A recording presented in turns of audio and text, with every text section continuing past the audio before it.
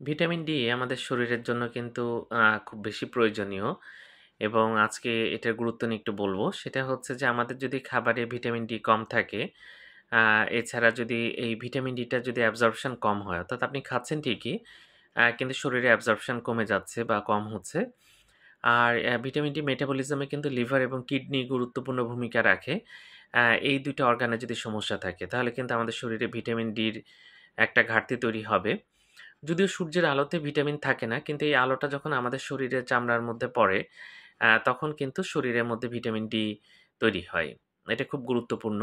তো vitamin D আমাদের শরীরের জন্য দরকার। এর অভাব হলে কিন্তু আমাদের মাংসপেশিতে দুর্বলতা তৈরি হতে পারে এবং বোনসে অস্টিওম্যালেশিয়া হয়।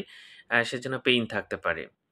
তো কারো যদি মাংসপেশিতে দুর্বলতা হয় এবং যদি দেখা যাচ্ছে যে বুনসে বা আ আ হুড আমাদের যে অস্থি থাকে বা হাড্ডিতে ব্যথা হচ্ছে, অবশ্যই এটা গুরুত্বের সাথে নিতে হবে এবং ডাক্তার দেখাতে হবে। তারপর উনার পরামর্শে ভিটামিন ডি গ্রহণ করতে হবে।